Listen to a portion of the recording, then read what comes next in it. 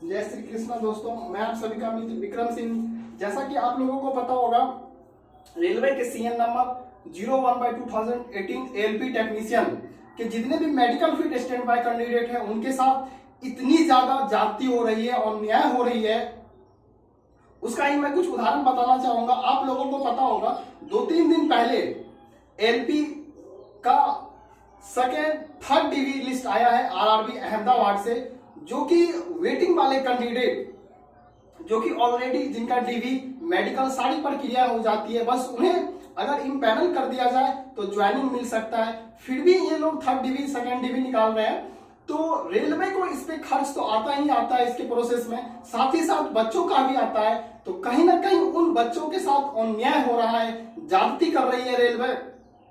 इसके साथ साथ तिरुवनंतपुरम का भी आया था, सिकंदराबाद के टेक्नीशियन में कैटेगरी नंबर 100 में आया था। और एक चीज और है कि एक्सेस का प्रॉब्लम जैसे कि गोरखपुर बोर्ड में हुआ था, तो अगर 21 बोर्ड बनाया गया, अगर बच्चों ने एक बोर्ड प्रिपेयर किया, तो अगर गलती एक बोर्ड में हो गई एक्सेस की, तो आप उसका डायवर्जन अहमदाबाद बोर्ड में करके मुंबई डिवीजन में उसका ज्वाइनिंग दे सकते। तो वेटिंग वाले बच्चों के साथ ऐसा क्यों नहीं हो सकता? ये एक अन्याय नहीं है। और 2014 में ऐसा होता था कि डिविजनल डाइवर्जन करके वेटिंग वाले बच्चों को लिया जाता, तभी तो पहले 100% वेटिंग क्लियर होने की चांसेस होती थी। और इतिहास में ऐसा पहली बार हो रहा है कि जिन बच्चों का मेडिकल करवा लिया जाता था, ज्वाइनिंग होता था, लेकिन इस बार ऐसा नहीं हो रहा है। आज हमारी संख्या भले 8 से 10 हजार है, लेकिन एक परिवार में कम से कम 5 से 6 सदस्य हैं। 1 लाख परिवारों की जिंदगी के साथ रेलवे खेल रही है। और इनमें बहुत सारे ऐसे बच्चे हैं, जैसे कि एक बच्चे मुझे इलाहाबाद से कॉल किए थे, उसकी एज 32 साल हो रही है, वो भाई बहनों में सबसे बड़ा है। उसके छोटे भाई का एक्सीडेंट की वजह से पैर कट गया, उसकी माँ बूढ़ी है, बहन की शादी करना है। उसने मेरे को बोला, भैया अगर मेरा इस बार नहीं हुआ तो मैं आरआरबी पटना आ रहा हूँ, अगर आरआरबी वाले नहीं सुनेंगे तो मैं वहीं पे आत्महत्या करूंगा। मैं सरकारी संपत्ति को एनटीपीसी ग्रुप डी के वाला तरह नहीं कोई नुकसान पहुंचाऊंगा, जो भी पहुंचाना होगा हम अपने आप को पहुंचाएंगे, क्योंकि वो भी संपत्ति कहीं ना कहीं हमारे टैक्स की वजह से बना है, वो भी हमारे लिए है। लेकिन हमें चयनित करके समाज में इतनी ज्यादा प्रताड़ित किया जा रहा है कि मैं अब जीना छोड़ दूंगा। और उनमें से बहुत सारे बच्चे जो कि पीजी पोर्टल, पीएमओ पोर्टल, राष्ट्रपति सेक्रेटरीट को लगातार ग्रीवेंस डाल रहे हैं कि मैं जीना नहीं चाहता। रेलवे अपने नोटिफिकेशन 2018 में जो आई थी, उसके पारा नंबर 13.4 जो है कि अगर जरूरत हो तो एडिशनल इंडेंट पैनल दिया जाएगा, उस चीज को नहीं मान रही है। जबकि एनटीपीसी ग्रुप डी में इतना बड़ा हंगामा होने के बाद 2019 की नोटिफिकेशन में जो कि क्लियरली लिखा हुआ था, उसमें बदलाव कर दिया जाता है 2022 में हंगामा होने के बाद। लेकिन हमारी नोटिफिकेशन में जो चीज लिखा हुआ है, उस चीजों को नहीं मान रही। तो क्या हमारे साथ ये जाती नहीं हो रही है? हम लोग इतनी चिलचिलाती धूप में लगभग 1 साल से भारत के सभी सांसदों, केंद्रीय मंत्री से लगातार मिल रहे हैं, लेटर लिखवा रहे हैं रेलवे मिनिस्टर को, रेलवे मिनिस्टर से भी मिले, राज्यसभा, लोकसभा, हर जगह हमारी बातें पहुंची। एक भी बोर्ड के चेयरमैन या जीएम या सीपीओ डीपीओ ये नहीं बोल रहे कि आपकी मांगे गलत है, सभी बोल रहे हैं कि आपकी मांगे गलत है। अगर नहीं है, अगर गलत नहीं है, तो आप हमारी बातों पे मान क्यों नहीं रहे, फॉलो क्यों नहीं कर रहे रूल को? आपके पास सारा रूल है, तो पता नहीं आपके ऊपर क्या है, दबाव क्या है, नहीं है, क्यों नहीं मान रहे? बच्चों की जिंदगी के साथ खिलवाड़ कर रहे हैं।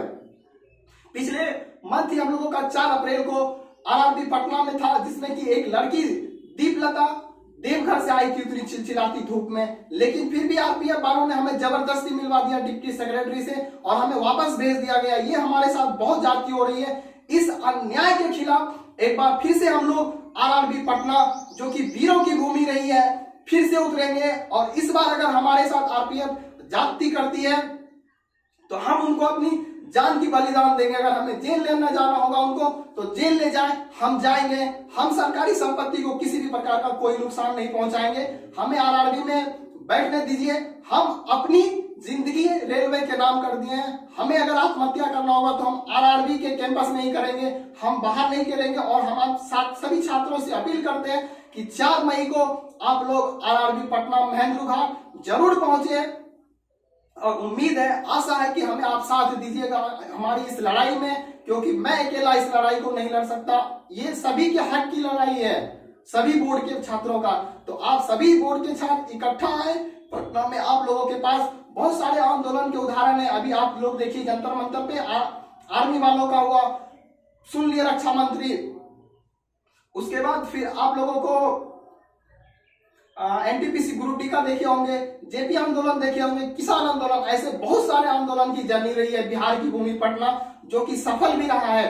तो उम्मीद है, आशा है कि आप लोग आएंगे और हमारी इस बार कोई बातचीत नहीं होगी। मैं सीधा क्लियर कर देता हूं आरपीएफ वालों को भी, इस बार हमारी रेल प्रशासन को हमारी कोई बातचीत नहीं होगी। हमारा एक ही मांग है कि हमें ज्वाइनिंग दिया जाए, जिस भी तरीका से दिया जाए, क्योंकि सुशील मोदी जी को राज्यसभा में जवाब दिए हैं रेलवे मिनिस्टर। रेलवे में 3 लाख पद खाली है, उनमें से 1,40,000 पे प्रोसेस चल रहा है, फिर भी रिमेनिंग 1,60,000 पद है। और वो पद maximum LP technician, RPF, JE की है, क्योंकि ये वैकेंसी लगभग 4 साल का समय हो गया नहीं आई है। तो हमें वो पद दिया जाए ना। आप न्यू वैकेंसी क्यों लाएंगे जब ऑलरेडी आपके पास बच्चे रिजर्व लिस्ट में हैं? काफी ज्यादा पैसा खर्च होगा रेलवे का भी प्रोसेस क्लियर करवाने में। तो आप इन बच्चों को पहले ले लीजिए, जिंदगी के साथ जिनका खिलवाड़ कर रहे हैं ये।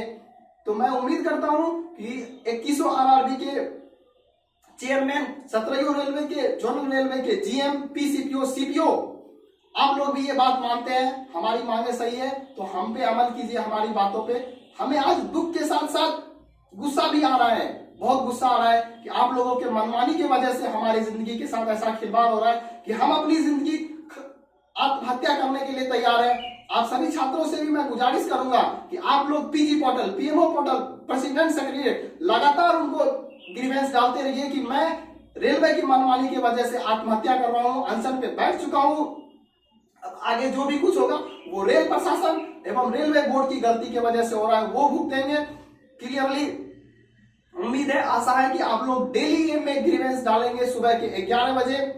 और आरपीएफ के भी हमें इस बार सपोर्ट मिलेगा रेल प्रशासन का। अगर हमारी बातें वहां से नहीं सुनी जाती, 4-5 दिन बैठने के बाद मैं क्लियर कर देता हूं, हम लोग आरआरबी में एक लेटर देंगे कि हम लोग सामूहिक तरीके से एक स्टेशन के पटरी पे जा रहे हैं सोने के लिए। हम संपत्ति को तो कोई नुकसान नहीं पहुंचाएंगे, लेकिन अपने आप को रेलवे के नाम कर दिए तो हम वहीं पे सो जाएंगे। अगर रेलवे को लगेगा कि हमारी मांगे गलत है तो हमारे ऊपर से पूरी की पूरी ट्रेन गुजार दे। हम अब नहीं बर्दाश्त कर सकते, बर्दाश्त की इंतहा खत्म हो गई। 18 की वैकेंसी 22 में क्लियर नहीं हो पा रही है। क्या आपको एक बार नहीं लग रहा अगर आपके बच्चों के साथ ऐसा होता तो आप क्या करते? एक हद होती है, एक न्याय की भी एक हद होती है, और न्याय जब समय से ना मिले न्याय तो वो भी एक अन्याय ही है। तो अगर हमारी बातें आप सभी तक पहुंच रही है, साथ ही साथ न्यायपालिका, सुप्रीम कोर्ट, हाई कोर्ट तक अगर हमारी बातें पहुंच रही है, तो आप लोग भी इस मामले को संज्ञान में लीजिए। क्या रेलवे के नोटिफिकेशन में ये चीज लिखा है या नहीं है? एक बार रेलवे बोर्ड वाले से पूछिए, रेलवे के बैक का पूरा इतिहास पूछिए, 2014 का पूरा हिस्ट्री देखिए। अगर सीटें हैं तो इन बच्चों का दे दीजिए। हम आपसे विनम्र निवेदन करते हैं, हम सभी छात्र के पास इतने पैसे नहीं है कि हम लोग कोर्ट जा सके। तो अगर हमारी बात सोशल मीडिया के थ्रू पहुंच रही है किसी भी वकील के पास, तो आप लोग प्लीज इस पे ऑटोमेटिक एक्शन ले, हमसे संपर्क करें। हम अपना नंबर दे देंगे, हम अपनी पूरी बातों को रखेंगे, कहाँ क्या हुआ है नहीं हुआ है, पूरी नोटिफिकेशन देंगे। लेकिन हमारी मांगों पे जायज है, रेलवे बोर्ड के साथ साथ सभी अधिकारी इस चीज को मानते हैं, बस फॉलो नहीं करते, देना नहीं चाहते। भगवान जाने ऐसा क्यों करते हैं। उम्मीद है सभी छात्र आप मुझे समर्थन देंगे, 4 मई को पटना आएंगे। इन्हीं बातों के साथ मैं अपनी वाणी को विराम देता हूं। जय हिंद, जय भारत।